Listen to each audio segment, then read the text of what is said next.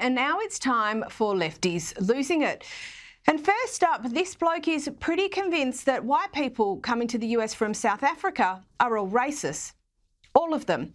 Not grateful at all to have a new home in the land of the free, just there to be big old racists. I need y'all to realize what Trump just did. He brought 8,000 white people out here from South Africa. Not because they need refuge, not because they need asylum. It's because he knows these 8,000 white South Africans are racist. He knows they finna come over here and they gonna be blatantly racist thinking that they still in South Africa. But these 8,000 racist gonna find out the hard way. They gonna around and find out. You can't talk that over here on our soil. And of course, it didn't take long for the Karens to jump on the bandwagon. Yeah, this is for all you YT South Afrikaners that are being shipped in by Trump. You need to know the majority of Americans don't want you here. You just jump back on another plane and fly your little racist YT supremacist butts right on back to your country. Go back to Africa. And it doesn't even end there. Even Bishop Sean Rowe from the Episcopal Church seemed against helping white refugees from South Africa. We can't be ourselves in the Episcopal Church and take the step of resettling white Afrikaners from South Africa. Our church has a long commitment to racial justice and reconciliation, and we have historic ties with the Anglican Church of South Africa. Desmond Tutu is a part of, been a partner was a partner in this work for us. So we're just not able to take this step. It's not in line with anything that we're about. So Jesus can hang out with the tax collectors and the sinners, but apparently he can't hang out with the sappers. Well, that's a very interesting delineation there.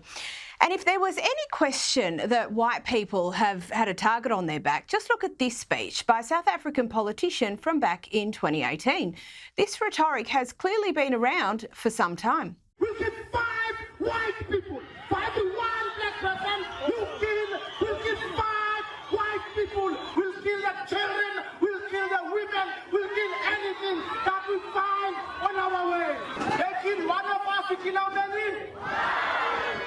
Back to the US and onto lefty economics. And the Oakland mayor thinks you get rid of inflation by raising the minimum wage. You're calling for a $50 an hour federal minimum wage. That's 7 times the current national minimum wage of $7.25 an hour. Can you explain how that would be economically sustainable for small businesses? In the Bay Area, I believe it was the United Way, came out with a report that very recently, $127,000 for a family of 4 is just barely enough to get by. Another survey very recently, $104,000 for a family of 1, barely enough to get by. Low income because of the affordability crisis. And so just do the math. Friedrich Hayek was bang on the money when he said if socialists understood economics, they wouldn't be socialists. But there is still more, and the barrage of progressives against RFK Jr. continues. And it continues to escalate. Even the Capitol Police had to get involved. The budget I'm presenting today supports these goals and reflects...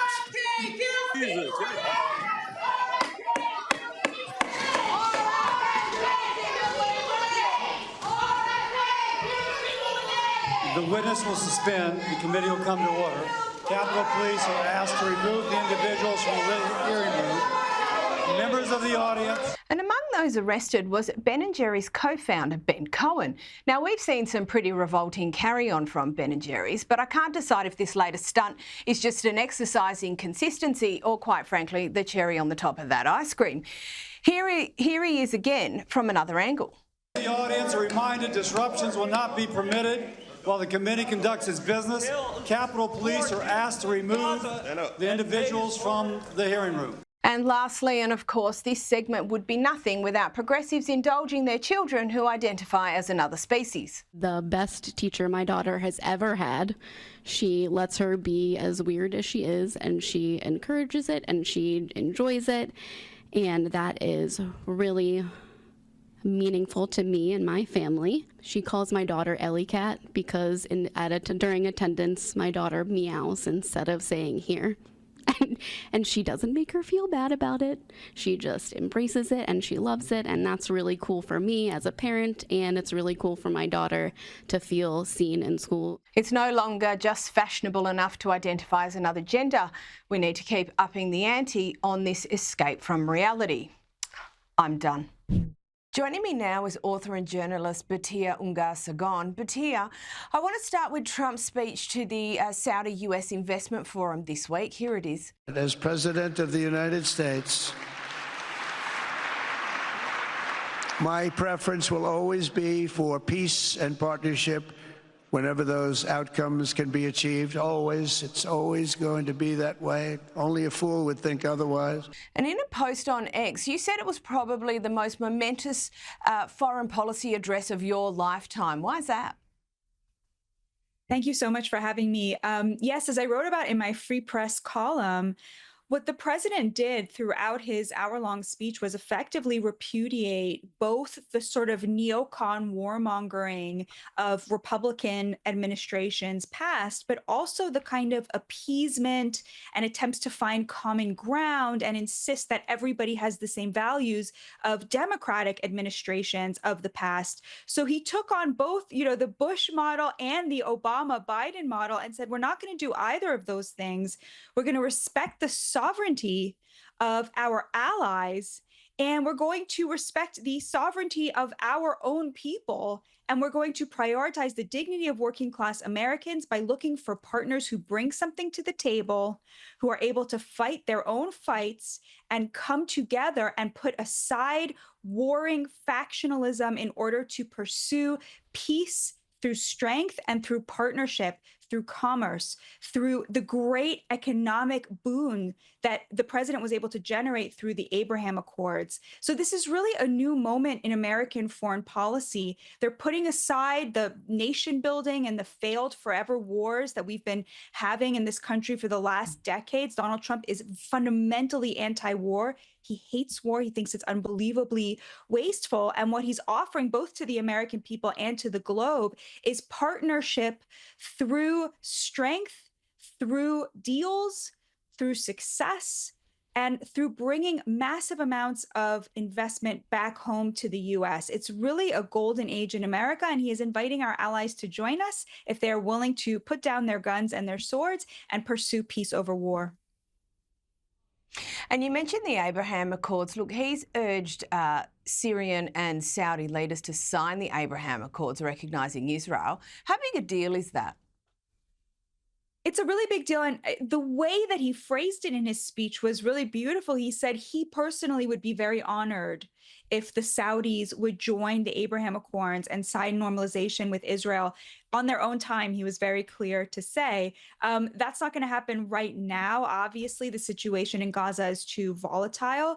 But this was really a shot across the bow, both for the Saudis and I think for the Israelis, to be a little bit more open to a different approach to fighting their wars, which of course are just wars, but to think more broadly and more openly about what President Trump can achieve for them, given the success that he brought to the Middle East through the Abraham Accords. And in just the last 24 hours, there have been reports of an IDF strike in Khan Yunis aimed at, well, who is now, I suppose, the de facto leader, Mohammed Sinwar. What's the latest on that? Yes, we can only hope that these reports are accurate. Hamas's leadership is in absolute tatters. There is a vacuum there. There is nobody leading the terrorist organization. The way that they released the American captive, Idan Alexander, was through an intermediary.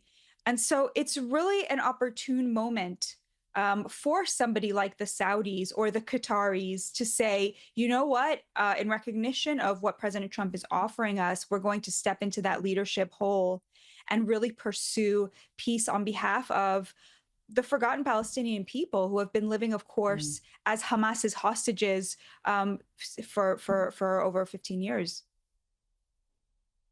Now, back home in the US, and since the presidential election, it's really been quite astonishing, some of the admissions about Biden's cognitive decline. But the revisionism and the reframing of the narrative, look, it's almost been impressive. And Jake Tapper is obviously the most notable, just released a book. What's been most notable about it for you? I'm really disgusted with this because they aren't doing this because they actually care about telling the truth. They're doing this because they are trying to launder their reputations so that they can once again seize power. They know that the American people were exposed to their lying and to their gaslighting. All of these people who had access to the president and knew what the situation was kept that to themselves for as long as they thought that he was still able to give them the power that they so desperately want. And the minute the American people became wise to this on their own because of the debate, they stabbed Biden in the back, and the roost was up. But to me, this whole fake mea culpa is just as appalling as the initial gaslighting because it's not real.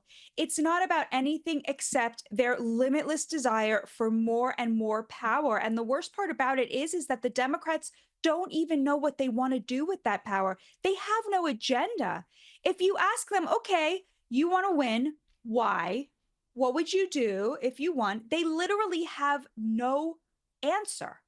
And when you see what they're prioritizing right now, whether it's trans people in women's sports or illegal immigrants or gangbangers, it really boggles the mind. They're very lost. And the reason for that is because Donald Trump stole everything that was popular from their agenda.